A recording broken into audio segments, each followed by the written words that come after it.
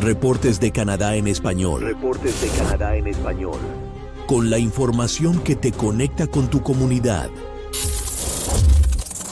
¿Qué tal, amigos de Canadá en español? Bienvenidos una vez más a este espacio de información. Me da mucho gusto poderlos recibir. Les saluda su amigo Irving Selván. Nos vamos a ir con la información más trascendente de lo que ocurre en Canadá. Bien, iniciamos con la resistencia en las provincias canadienses frente a los aranceles de Donald Trump. Y es que líderes provinciales han respaldado las represalias federales y anunciado medidas propias contra tarifas del 25% que afectan las exportaciones a Estados Unidos desde el 4 de marzo. Doug Ford y François Legault lideran esta batalla económica. Los aranceles del 25% impuestos por el presidente Donald Trump a productos canadienses han encontrado una resistencia feroz no solo en Ottawa, sino en las provincias. Los primeros ministros de casi todo el país han unido fuerzas, respaldando las medidas federales y desplegando estrategias locales para enfrentar la crisis. En Ontario, Doug Ford, líder de la provincia más poblada, ordenó a la LCBO retirar todos los licores estadounidenses de sus estantes y prohibió a empresas de ese país participar en compras gubernamentales. Ford también canceló un contrato de $100 millones con Starlink de Elon Musk y amenazó con cortar las exportaciones de electricidad a 1.5 millones de hogares en Minnesota, Michigan y Nueva York si los aranceles escalan. En Quebec, François Legault destinó un fondo de $50 millones en préstamos para apoyar a empresas afectadas, buscando nuevos mercados y fortaleciendo el comercio interno junto a Ontario. Nueva Escocia, liderada por Tim Houston, duplicó los peajes a camiones estadounidenses en El Paso, Quebec, y excluyó a empresas de ese país de contratos provinciales, mientras su corporación de licores elimina productos americanos. Houston calificó a Trump de corto de miras por el daño bilateral que generan estas medidas. Otras provincias siguen el ejemplo. Andrew Furey, de Terranova y Labrador, y Susan Holt, de Nueva Brunswick, suspendieron compras de productos estadounidenses y buscan mercados alternativos en Europa y Asia. Alberta, bajo Daniel Smith, planea acelerar proyectos energéticos y eliminar barreras comerciales internas, mientras Manitoba, con Wab Kinew, aplaza impuestos para aliviar a sus empresas. En Columbia Británica, David Eby retiró licores de estados republicanos y priorizará compras locales. Y la isla del Príncipe Eduardo, liderada por Rob Lance, duplicará misiones comerciales con subsidios para exportadores. Y ahora nos vamos hasta Estados Unidos, y es que en Washington, Donald Trump defendió ante el Congreso sus políticas comerciales, migratorias y geopolíticas. En un reciente discurso justificó los aranceles a Canadá y a México como un impulso a la economía estadounidense, reafirmando su enfoque duro en fronteras y proyecciones globales. El Estados Unidos de Donald Trump está de regreso. Eso aseguró el mandatario republicano la noche del martes en un discurso de 1 hora y 40 minutos ante el Congreso, en el que abundó sobre sus proyectos para el futuro y aseguró que la edad de oro de Estados Unidos no ha hecho más que empezar. El sueño americano es imparable y nuestro país está al borde de un regreso como el que el mundo nunca ha presenciado y tal vez nunca presencie de nuevo. Apenas empezada la intervención, el congresista demócrata Al Green fue expulsado porque no paraba de agitar su bastón hacia Trump y de interrumpirlo diciendo que no lo votaron para desmantelar los programas de salud. Pero el millonario de 78 años no se inmutó y fue describiendo lo que considera las conquistas de sus primeras semanas de gobierno. En plena guerra comercial con México, Canadá y China, defendió las tarifas aduaneras. Los aranceles no son solo para proteger los empleos estadounidenses. Se trata de proteger el alma de nuestro país. Los aranceles son para hacer a Estados Unidos rico nuevamente y hacer a Estados Unidos grande otra vez. Y está sucediendo y sucederá bastante rápido. Habrá una pequeña perturbación, pero estamos de acuerdo con eso. No será mucho. Trump ha indicado que impuso aranceles a sus vecinos porque, según él, han permitido que el fentanilo entre en Estados Unidos en niveles nunca antes vistos. El martes aseguró que los cárteles de la droga mexicanos representan una grave amenaza a la seguridad nacional y que es hora de que Estados Unidos libre una guerra contra ellos. Pocos días después de su altercado verbal en la Casa Blanca con el presidente ucraniano Volodymyr Zelensky, reiteró que hay que poner fin a la guerra sin sentido. El mandatario insistió además en su afán expansionista, diciendo que va a recuperar el Canal de Panamá y apropiarse de Groenlandia de una forma u otra. Agradeció además a Elon Musk, el hombre más rico del mundo, convertido en su asesor al frente de una comisión de eficiencia encargada de recortar los gastos del gobierno federal. Desde las bancas del Congreso, los republicanos lo acompañaron con aplausos, en contraste con las caras largas de los demócratas, que protestaron con colores simbólicos y carteles contra las medidas aplicadas por el mandatario. Imperturbable, Trump presumió de haber puesto fin a la tiranía de los programas de diversidad e inclusión y aseguró que su país no será más woke. And our country will be woke no longer. Y ante este panorama, damas y caballeros, ante los aranceles de Donald Trump, Canadá y México exploran nuevos horizontes comerciales, golpeando las tarifas del 25%. Ambos países están fortaleciendo sus lazos con otros aliados. Vamos a ver los detalles.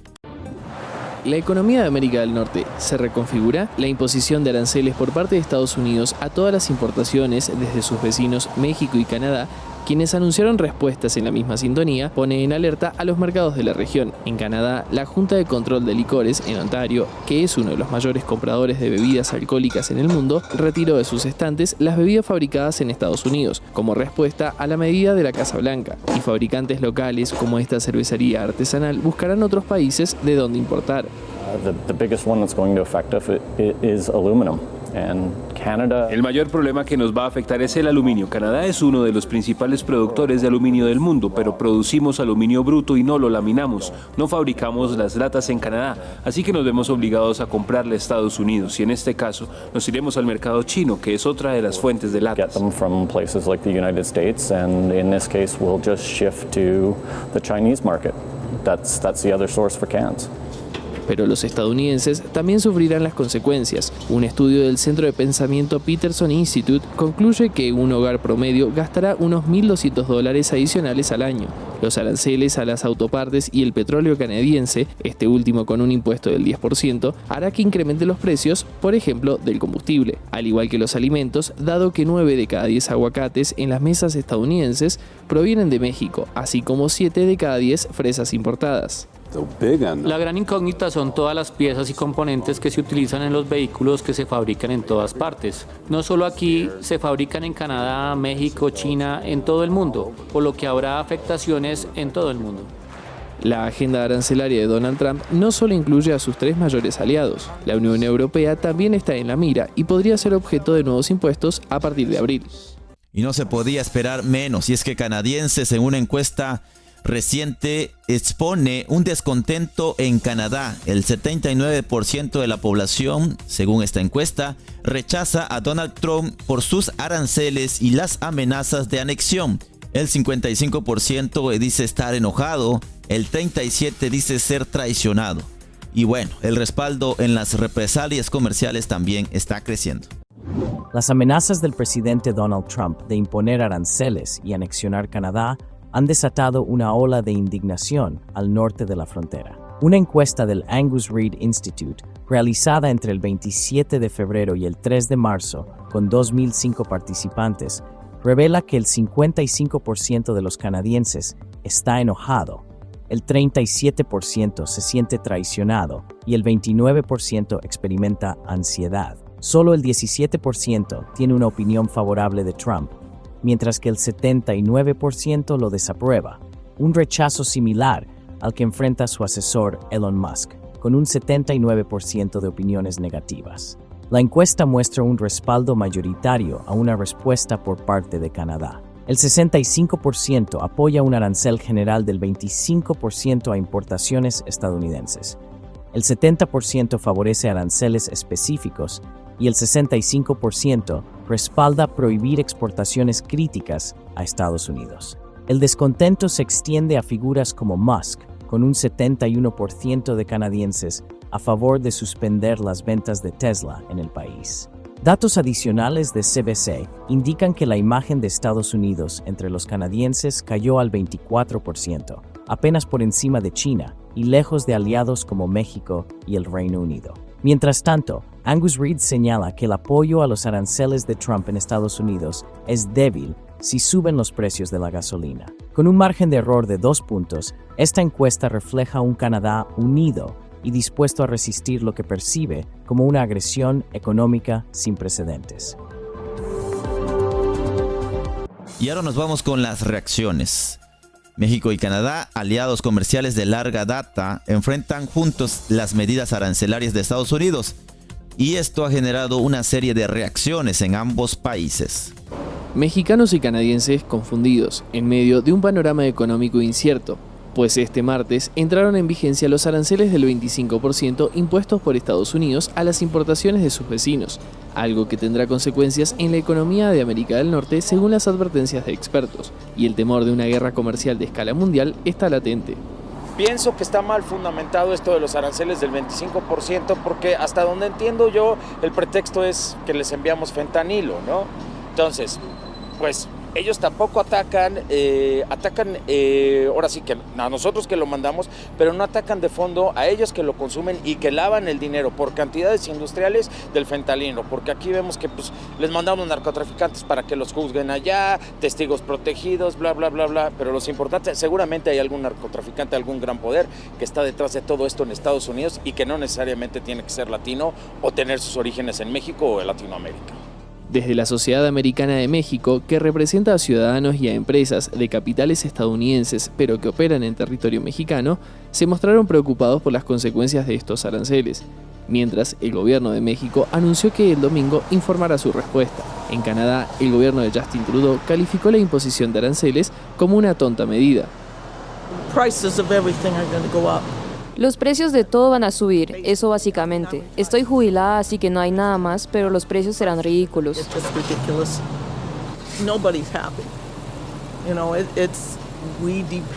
Nadie está contento. Dependemos mucho de la industria de los automóviles y no habrá nada bueno.